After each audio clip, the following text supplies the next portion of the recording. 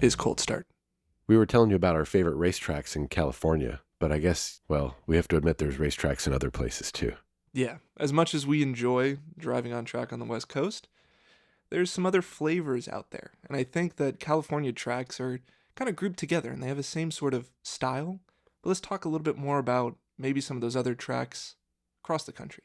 Yeah, a lot of race series don't even get all the way out here out west, so it makes sense for us to talk about some others. Why don't we jump into the big one? I mean, I think Circuit of the Americas in Austin, COTA, is the only F1 rated track, or the only track that's been built to be an F1 track in the U.S., and a place I know where both of us have driven over time. So why don't you tell us about your experience at COTA, Silas? The first time I got to drive COTA was back in 2018. And going to that track, I was a little skeptical, especially because the series that I race in is pretty low horsepower, no downforce. And for me, going to COTA, I was thinking, well, this track's built for high horsepower, high downforce cars. And so the course is going to be laid out to benefit those sort of cars. But to my pleasant surprise, even being in a 160 horsepower, basically, Econo box, it was a lot of fun. It was a spectacular track to drive, a great experience. And then, of course, the overall just scene of everything in the facility was unbelievable. Yeah, it's kind of like driving into Disney World or some big theme park, right? You get to the complex and then you're not even near the racetrack yet. You can kind of see it off in the distance, but everything's really big. So it seems like it's close, but it's really further away. So you drive around this big access road to get inside. And yeah, you can tell just the scale of this place, the amount of grandstands that are there, the size of the displays, the screens that are up. Everything there is big. And I guess it's Texas. So there Makes you go. sense. Yeah. Everything's bigger in Texas. Yeah.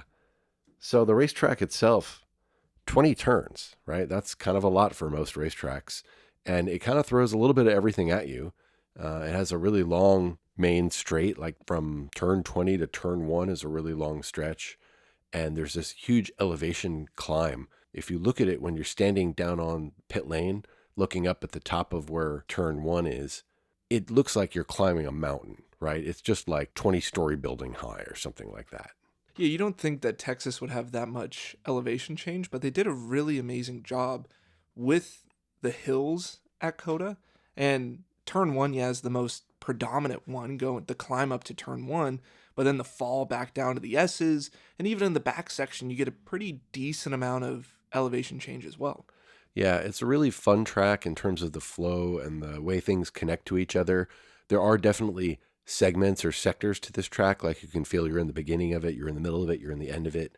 It really throws a lot at you, and there's some tricky corners, there's hairpins, there's sweeping turns, there's some off-camber, high-speed stuff. It's really a fun place. It can really challenge you in really just about any kind of car, which I guess if you design a track for Formula One, then anything less than that, which is just about every other car, would have a chance to drive there and push it to its limits.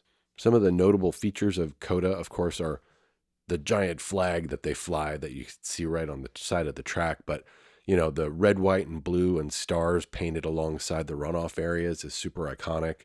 The big tower that sort of overlooks the whole track, and you can go up on that tower and get a bird's eye view of a good chunk of the racetrack. It's kind of scary being up there too. Well, it's cool too because it has like a glass floor to it, so you Yeah. can look down and see the cars going underneath you. Yeah, I mean, just the sheer scale of COTA is unbelievable as a spectator to be able to go there and see the facility and walk around and watch the cars on track. But then even also being the driver on track, once again, I'm in a slow car, so lap times around COTA were fairly long, and that place is big. And you talked about the long front straightaway, but you didn't even talk about the long back straightaway, which It's is crazy even long. longer. Yeah, it's really long.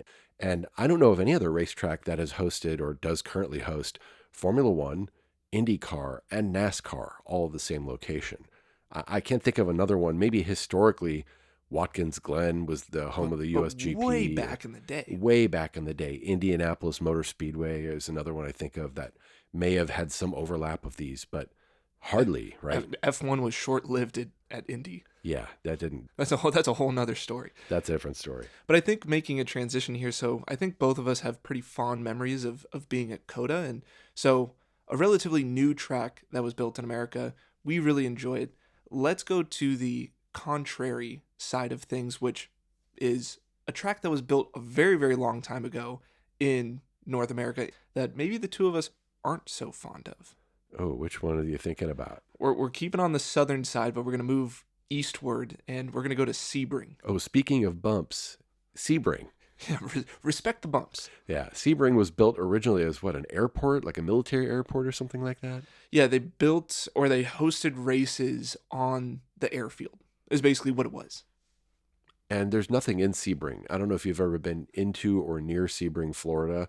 It's not a destination. It's not a place people go on purpose. There is a race there. It brings lots of people out for the race. They're interesting.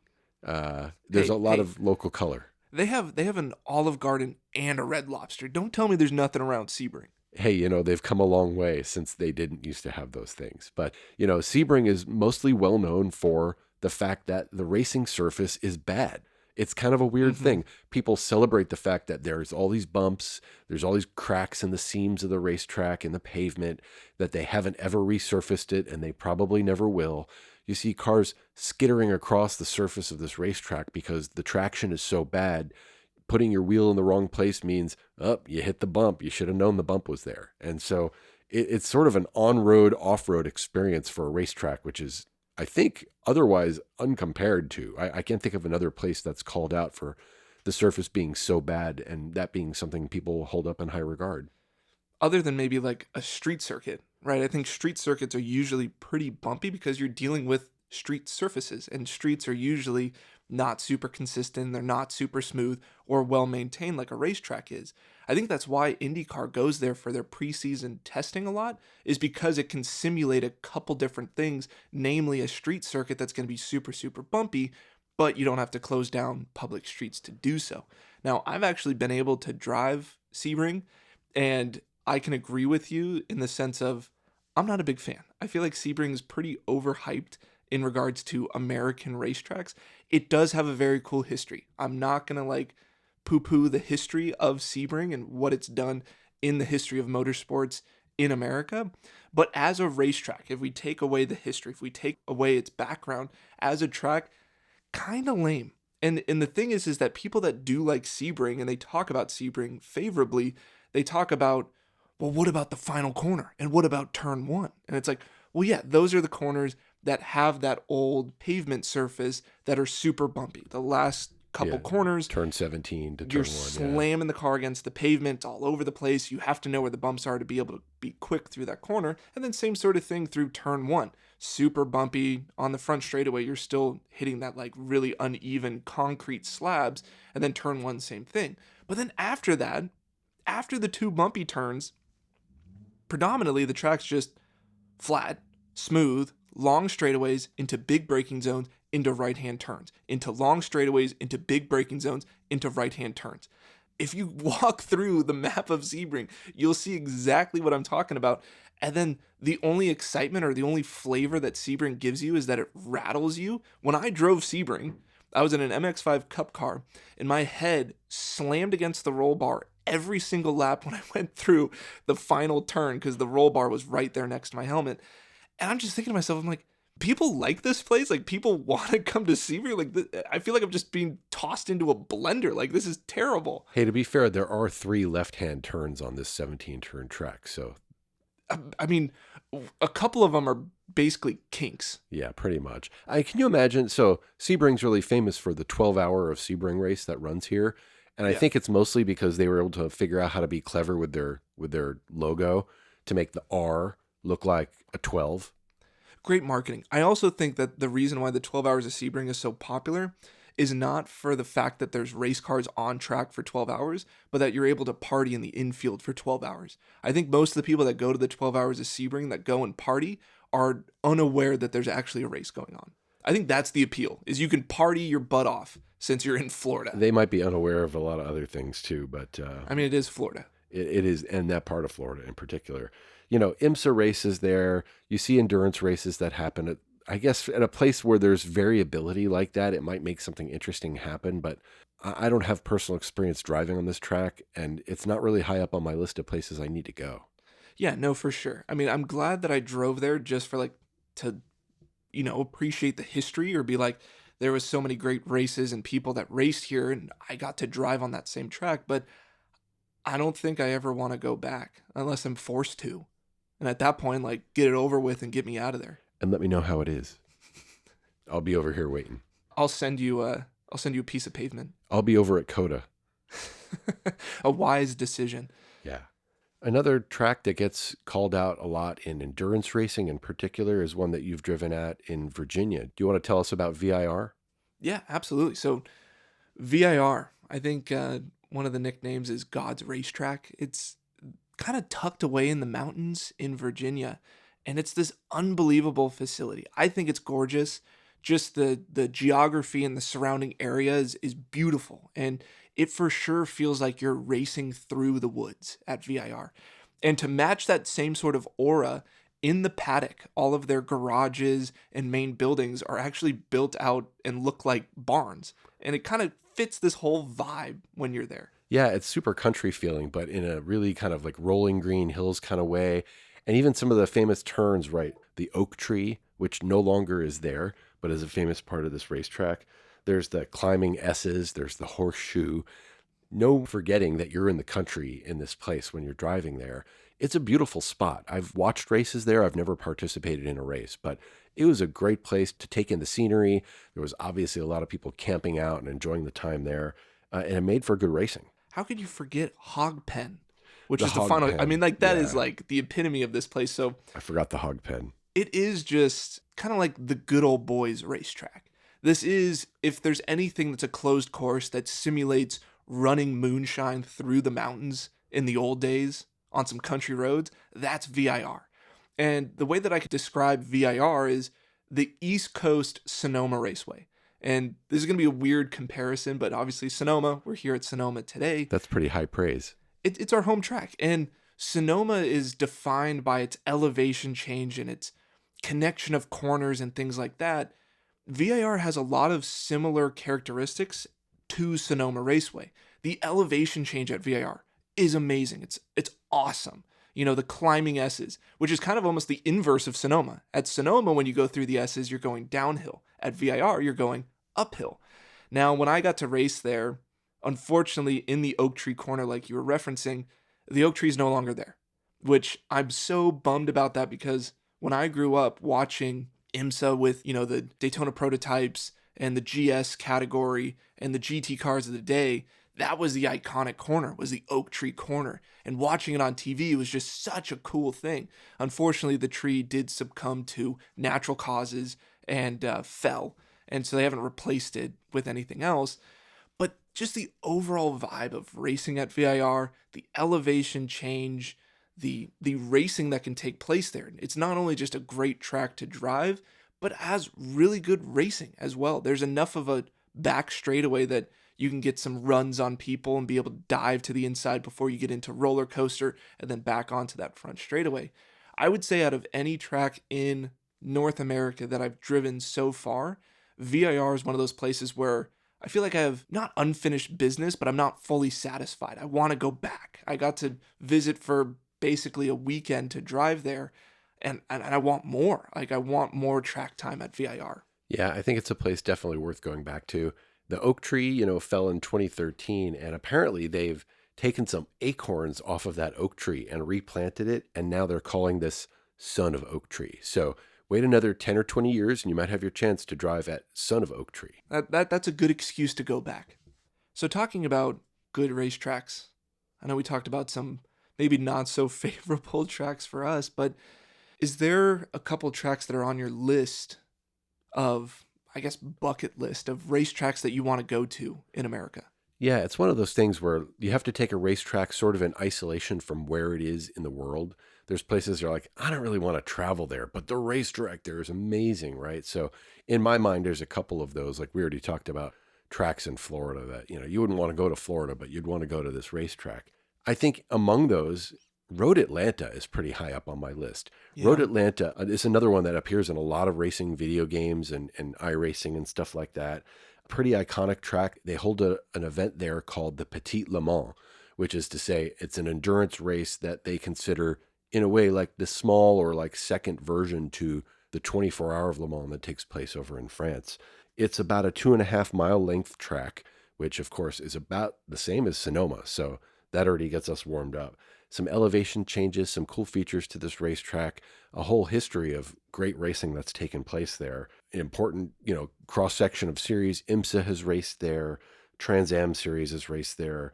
I mean, there's just been Can-Am, all these historical races that you've seen take place have been at Road Atlanta. Yeah, and Road Atlanta for me, coming from VIR of a track that's top of my list that I've driven at that I want to go back to, I think the top of my list of tracks that I haven't been to is Road Atlanta. And I think for similar reasons as to why I love Sonoma Raceway and why I love VIR, Road Atlanta has some of those same characteristics of elevation change, high speed S's, S's, right? high commitment corners, consequences. Like Road Atlanta has everything. For me, whenever I was doing racing video games, especially like Forza and stuff like that, Road Atlanta was always my favorite track to just rip lap after lap after lap. I just never got bored of Road Atlanta. And it didn't matter if you were in a slow car or in a fast car with even more downforce, that place always provided a challenge. It was always tiptoeing it down through the downhill S's. How much speed can you carry on that uphill section with the little compression up and over the hill and onto the straightaway? It has a great mixture of turns. Yeah, there's the high speed sweepers, there's the chicanes, there's those S's. I think it has a little bit of everything. It looks like it'd be a really fun place to drive. Same deal, I've experienced it in iRacing, and it's just a fun place to go. If you have to pick one of a couple of tracks to have a race, it would be high up on that list. Yeah, absolutely.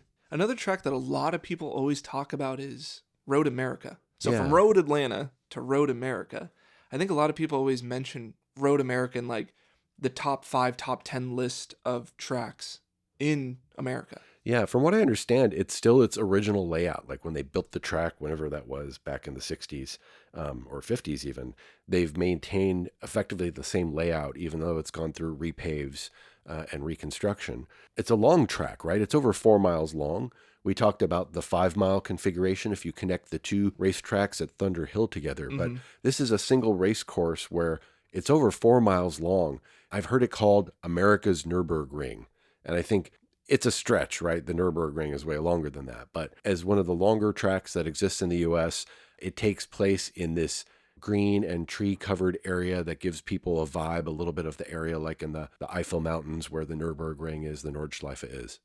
Now, Road America for me is a track that's on my list just because people talk about it so much, but I feel like looking at it, it's not a track that I'm super excited to go to. Like I feel like I have really low expectations for Road America just because most of it is just long straightaways. It's just big long straightaways into big braking zones.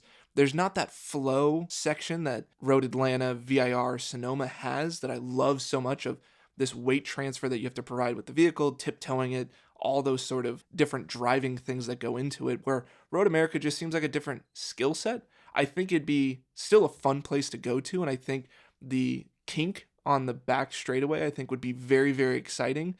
High commitment corner, not a lot of runoff if you get it wrong. I think the racing at Road America has always been super, super exciting. A lot more of the draft comes into play, especially with like a spec series or a low horsepower car. Paying attention to being hooked up with another person on those straightaways is going to be a little bit more important. So it'd be fun for me to go there with my Spec E30 and try to race at Road America and see what that sort of racing style is like. Road America is in Elkhart Lake, Wisconsin, which is, again, one of those places that you might not travel to on its own, but given the facility there and the racetrack, it might be worth a trip. Another track that just got good, rich history. I feel like if we're talking about, North America tracks that are exciting, and the one that's the most exciting to me that I've never been to, but it doesn't have a lot of history to it, is the Ozarks, which is a relatively new track that they've built. So in comparison to Road America, like I'd be more excited about going to the Ozarks and driving that track just because it has such extreme elevation change. It seems like it'd be so technical, so challenging, just straight dangerous in some aspects, but that makes me excited as a driver. Where Road America, it seems like a great facility, it seems like a great track, but kind of boring in a sense. I don't know, but that's one where low expectations. It's still very much on my list. It's top 5 for sure of places that I want to go to next. And so I'd be interested to see what my opinion about it would be after racing there. It's kind of one of these things where when you experience a racetrack driving there, it sort of changes your opinion of it. I've not driven there either, and I'd like to. So maybe we can come back to this someday after we've had our chance to drive there and see what our impressions are. See if it lived up to our low expectations. Yeah, right. Another track that's kind of similar to that would be Watkins Glen for me. That's another track that, once again, famous in America. Everyone knows about it. It has an endurance race that goes there within the IMSA series or the IMSA calendar. But another one that I'm like, it doesn't seem too exciting. Especially, I mean, I watched it because when NASCAR only had 2 road courses on their calendar, it was Watkins Glen and Sonoma Raceway. Right. And out of the 2, Watkins Glen seemed like the more boring track, better suited for NASCARs because they don't like turning, where Sonoma was a little bit more challenging for them. But Sonoma being very, very technical, and then Watkins Glen, especially in the NASCAR configuration, not that much going on, in my opinion. I guess you need the long circuit, right, where they have that section they call the boot. The boot. Yeah, to make it a little bit more interesting, it becomes like a 3.5 mile track at that point. The layout looks interesting, right? I think it has a couple of different features to it, but one of the things I think people remember about this track is there's this fence, this like catch fence that goes around the outside of it. The Armco. It looks just somehow, if not industrial, like you better watch out because stuff goes wrong here. And there's been historical races where, things didn't go too well and that stuff, played a part. To me, the Armco always looked like a scale electric slot car track because they would sell the Armco for the slot cars. And so that's how I always imagined it. Now, Watkins Glen is a well-kept track. They will actually fine you if you damage any of their Armco because it's painted some special blue and they manicure the lawn and all of these amazing things. And so the place always looks great. But once again, looking at the layout of the track, it just doesn't seem overall exciting. Most of the corners are medium to high speed. They're just big sweepers after big sweepers. It seems like it'd be more of a fun track if you had a high downforce car. IMSA races there, NASCAR's race there a ton of times. Formula One raced there when they had the United States Grand Prix there before there was a COTA. So it has a ton of history. There's been a lot of different races and cars and cool things that have happened there. Without having driven it, it lacks a little context, right? I've driven it in sim racing, but that hardly counts. Yeah, no, I would say that the original configuration for Watkins Glen, talking about the history of it, that seemed a lot more exciting because you would actually race down the mountains and into town and then back out of town up the mountains again. That's pretty cool. Yeah, now that race I would have watched for sure. And it's interesting because like a lot of these racetracks that we're talking about, they've changed configurations. You kind of talked about how Road America has its standard configuration. And a lot of these tracks do change configurations because they started out as a road race, which makes sense, the term road course, but they started out as a road race through a certain town or in an interesting part of the country. And then because of regulations and through the years, they made the course that was closed so that things could be safer and live on in a more controlled manner. I don't really have any experience driving on the East Coast, right? Just attending races. So it's hard for me to speculate what that experience would be exactly like. You can look at a racetrack layout and say, that looks good or that doesn't look as good. You can get a little bit more of a sense, maybe playing a video game, watching a race, getting an experience for what it's like, moving around the track. But there's really no replacement for driving on the face of the racetrack, right? Getting a sense of elevation changes, features that you wouldn't otherwise be able to call out, just the landscape and the overall vibe of a place. No, totally. And that's the thing is when we talk about these tracks where we've never been to, I think, or I would imagine, yeah, at the end of the day, unless you've driven there or raced there, right? Even tracks that aren't really great driving tracks might be really good for racing. And as a racer, that's what you want. You want a track to be able to produce a good race. That makes it exciting. That makes it fun. And when you have memories associated with certain tracks, that makes them more enjoyable or more memorable. Some of the things that tracks get known for, too, aren't always the things that make them products of good racing or even a great experience, but they're just memorable. Indy comes to mind, right? Indianapolis Motor Speedway, the Brickyard. They call this the Brickyard because at one point in time, long ago, they actually had bricks on the surface of the racetrack. Today, they have this strip that crosses the start-finish line that's made out of bricks, which is super cool and kind of adds this dimension to every race that you watch there. But what else? I mean, it's a cool shit, tons of history. It's a huge oval. I don't want to talk smack about Indy Yeah, no, I think necessarily. I think the oval layout at Indy is really cool in the terms of ovals. Like it actually has like four independent turns in its oval configuration. Like I wouldn't talk any crap about Indy as the oval. Where I will talk crap is Indy in regards to its road course configuration, which has weirdly been used more and more as of recent for a lot of different series. IndyCar, NASCAR, IMSA, SRO. Like, you think of a series in America, they're now racing at the Indy road course. And in some cases, twice in a weekend. To me, the Indy road course just feels like such a sterile course. It just seems so boring and there's not this like texture to it or any sort of character. It's really well kept, it's super smooth, it's really wide, but it just seemed like boring in regards to entertainment. I haven't seen a really good race happen on the Indy road course in any one of those series. The only time that it was exciting, the only time it was exciting was when NASCAR was running there one of their first times and they were hitting the chicane on the backstretch or on the infield, the long straightaway, and one of the curbs actually broke apart. It sheared out of the ground and it started just annihilating cars. And you had like 6 or 8 cars just launched into the fence. And it was the most exciting thing I've ever seen at the Indy road course. And it was because something failed that wasn't supposed to fail. So I don't know. I feel like the Indy road course, I would have no interest to drive the Indy road course, but I would love to drive even a tourist van around the Indy Oval.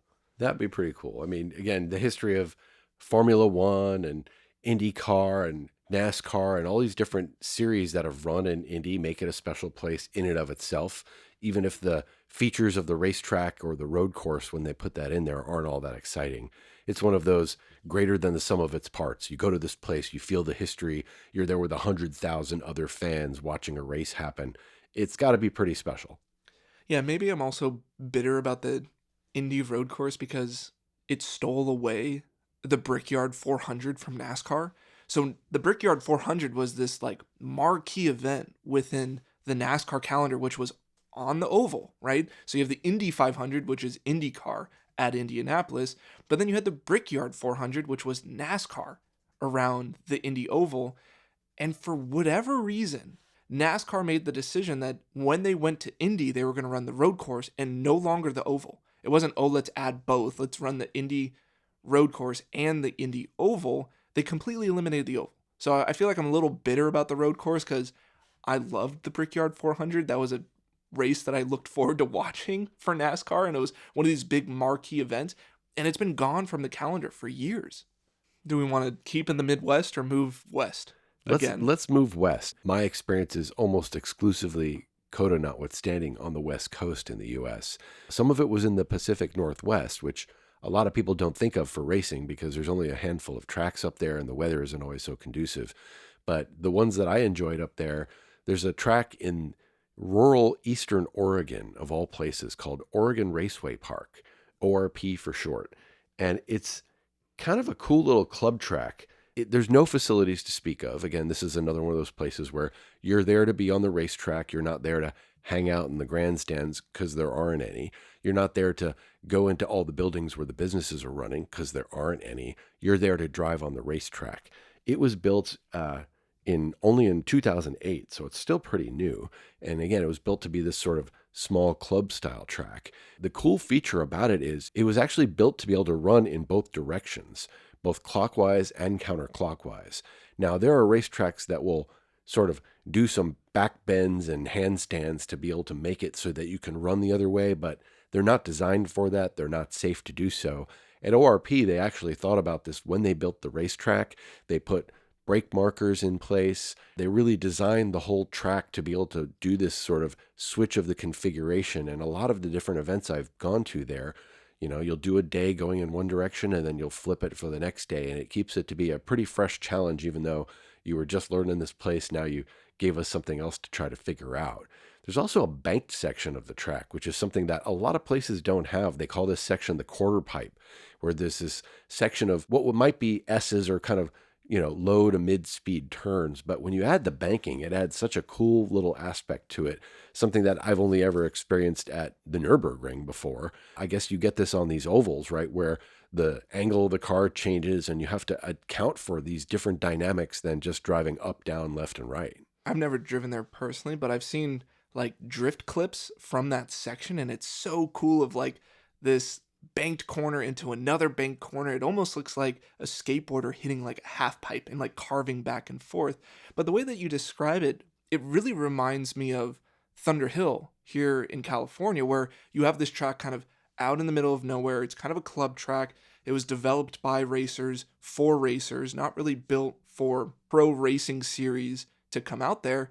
And in the similar sense, Thunderhill can run both direction as well and still be a safe track to do so. So it seems like a really awesome facility, and especially for the Pacific Northwest, I know a lot of us don't think about that area being super motorsport focused. I think a lot of people think about California being super into cars and motorsports, but not really Oregon or Washington. Yeah, they managed to get, pretty good elevation in this place. There's 400 vertical feet of elevation going up and down. I guess if you add it all up over time, there's not a whole lot near it. And I guess that's one of the downsides is, if you're going to travel to a racetrack from outside the area, you need a place to stay, you need a place to go get some food. There's really nothing to speak of like that anywhere near this racetrack. The nearest kind of small town where you can go gas up and, refuel your body as well as your car is 45 minutes away. There aren't manned gas pumps at this racetrack. There is a gas station, but you have to wait for the staff to come over, and like it's a big deal because it's a club track. There's not a lot of people running this facility. So it's nice that you can get gas there, but and every time I've ever been there, and I don't think this has changed, there's gravel to the gas pumps from the racetrack area. So imagine you come in with your hot tires, you need to go gas up so you can get back out on track, but now you're going to dig all this gravel right into the rubber before you go cool them off, go get gassed up, and now you have to kick all this gravel out of your tires as soon as you're getting over onto the pavement again. So not a full or complete experience as you would get at one of these larger, more well-known racetracks, but a fun place to drive, a place that was a real surprise to me for how much fun I had, how valuable the experience of driving there was, how hard it felt like to master this track given the variations in its surface and its angle and so forth. It made it a really fun place.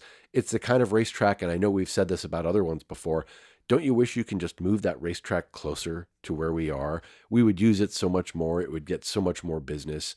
People would probably invest a lot more in the racetrack and its facilities if it wasn't so rural, so far away from the rest of the center of populations. Now, I understand that's at odds with a lot of racetracks today, right? People who live nearby don't like to hear the noise or have the pollution or whatever it is, but this is one of those places, it's so far from everything. You're not bothering a person out at this racetrack, but it's a really fun place to go out there, and if you're into camping or roughing it a little bit more, it's a place I'd highly recommend. Yeah, hopefully they're able to put a little bit more investment into some of those creature comforts and make it more enjoyable to be out there. I know some other tracks that are a little bit more rural or out there in the middle of nowhere have invested in like little cabins and stay places and stuff like that. So hopefully they're able to add some investment there. But tell me a little bit more about some of the other tracks that are in the Pacific Northwest. In Washington, there's two notable ones. There's Pacific Raceways, which is just outside Seattle in a town called Kent. In fact, I think they initially called it Kent Pacific Raceways. For a long time, it was known as Seattle International Raceway, SIR.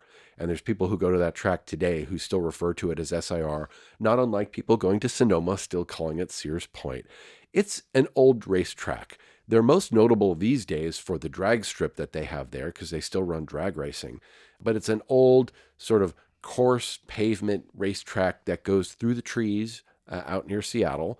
It makes for some spectacular crashes because you can imagine there isn't much runoff except for these trees all around the area, which make it very pretty, but make it really sketchy if you go off track in any location because it's not very forgiving. Trees don't like to move.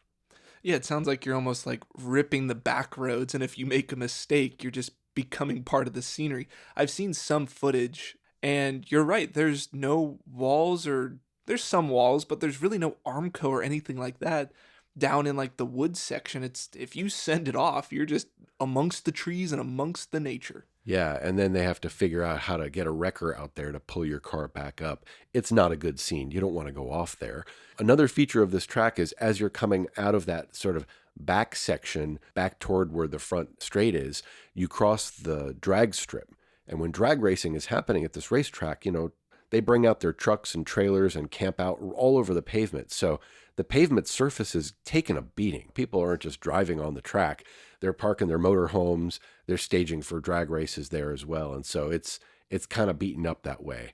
There's a lot of history there. I mean, people will talk about famous racers and races that have occurred, but it's really in the past. Like people will mention Phil Hill or people from the 50s and 60s who drove there at one point in time as sort of the highlight eras of this racetrack. There's not really much organized racing other than drag racing that takes place there outside of clubs who use the racetrack for track days or for club races. And it's an okay facility. There are some grandstands, It's pretty convenient to the places you might go elsewhere in Seattle, right? It's not a whole day drive away. So that's pretty nice. It's a 2.25 mile track or so. So it's a pretty quick lap and the features are relatively mixed. There's a decent amount of elevation gain and loss, but it's not a really dramatic track. Yeah, and from the photos and videos that I've seen of the track, it just seems like there's a handful of sections that are just what I would say awkward. There's a series of corners that just seems kind of awkward to tiptoe the car through, and that section that you're talking about of when you come back up from the valley, essentially, and you're going back onto the main straightaway, and you kind of have to like shoot between two walls, and now you're in the access road that's next to the drag strip, and then you transition onto the drag strip. There's just so many things that just seem kind of awkward about that track. Like, it just seems rough. Like, it's great to have it there, but not something I'm like super eager to get onto. But speaking on that, in regards to Pacific Northwest tracks, now a track that I would be pretty eager to get on from photos and videos that I've seen that seems like a really, really neat facility and a pretty like substantial motorsport complex is the Ridge. Yeah, the Ridge Racetrack is another one of these club tracks. The facilities are growing, right? There's still not a lot out there. They've just put garages in. They're building some annexes so that they're trying to attract business to this area. It's in Shelton, Washington, which is a good hour 45 from Seattle. So it's a bit of a drive. It's a really pretty drive for part of it.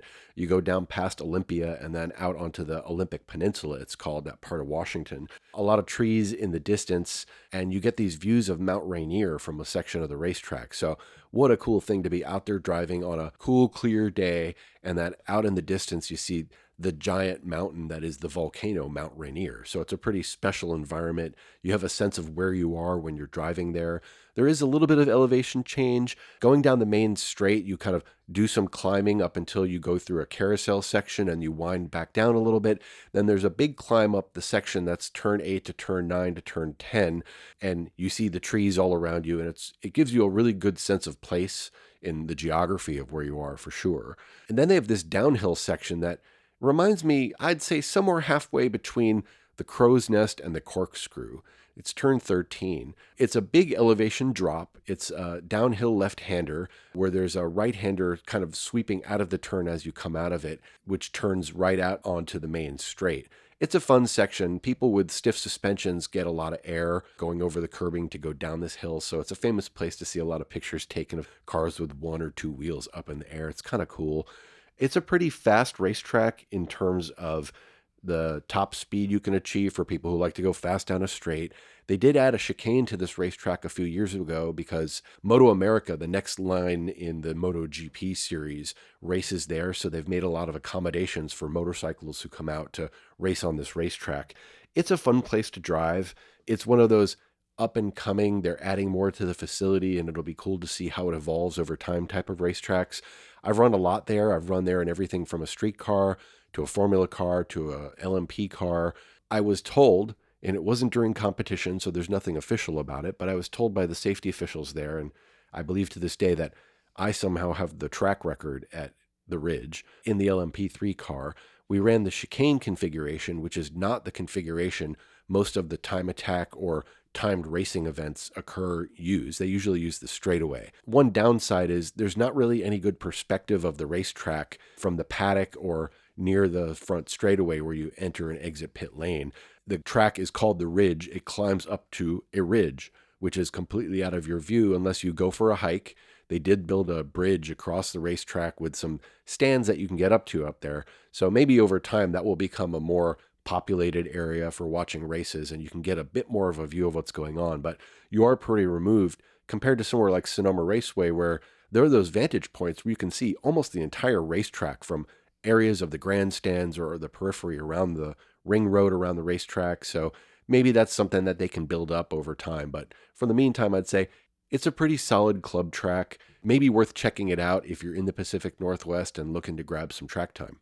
Yeah, it seems like it has some pretty interesting features to it. For me, looking at it, I'm like, there's something enticing there. And I think it gives me the feel that VIR gives me too, where it's kind of like you're racing through back roads or the back country. You feel like you're kind of out there with nature and not so much like Pacifics where you feel like you're going to end up in nature. Like it's enough removed that you have some runoff and things like that. Yeah, it's better separation for sure. That's not to say if you got yourself in a bad spot, you couldn't wind up off in the trees, and I've seen that happen.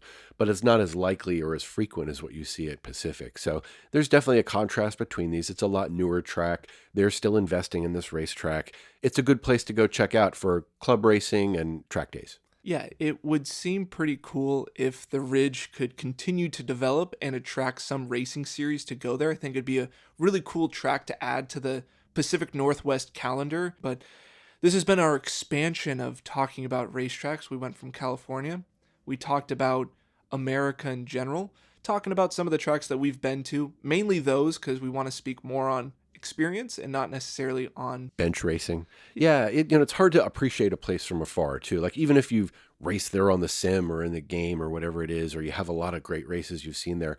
Again, it's hard to really understand the coolness, the uniqueness of a racetrack until you've driven on it. There are other racetracks too that might have been worth calling out, or places that are in these areas. There sure are other racetracks on the West Coast and in the West region of the US that we didn't even talk about. So maybe as we get more experience or get on the road some more, we'll have some more of those to talk about for you.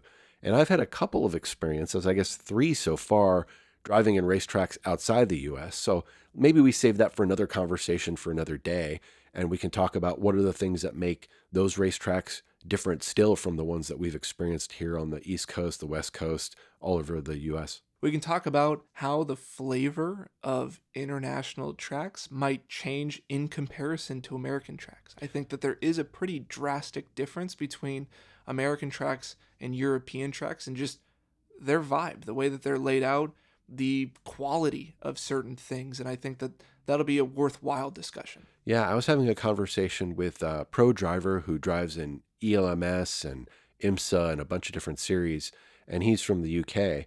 And I was saying, wow, you guys have so many great tracks there in Britain and over in Europe. And I start rattling off a number of tracks and he just starts laughing. I said, well, he's like, the racetracks I want to race at are all in the US. And he starts listing the historic and famous tracks that he's not been at yet. So it's all really a matter of perspective. When I think about my wish list, my bucket list of where do I want to go drive, those places are generally pretty far away. But it's because there's that mystique of something that makes it seem so different. And I think that's also part of the experience. If you just show up for a race weekend or for a lapping event in this place, it's foreign to you. You don't know it. And getting to know it is part of the experience. It's like going on that road trip with your friends. You're hanging out with the same people, but you're in a different place. And so things feel a little different. They look a little different. The air smells a little different. All that comes together to make a total experience. So let's save that for another conversation, and we'll talk more in depth about those racetracks. This has been Cold Start. Thanks for listening. Thanks, Todd. Thanks, Sylas.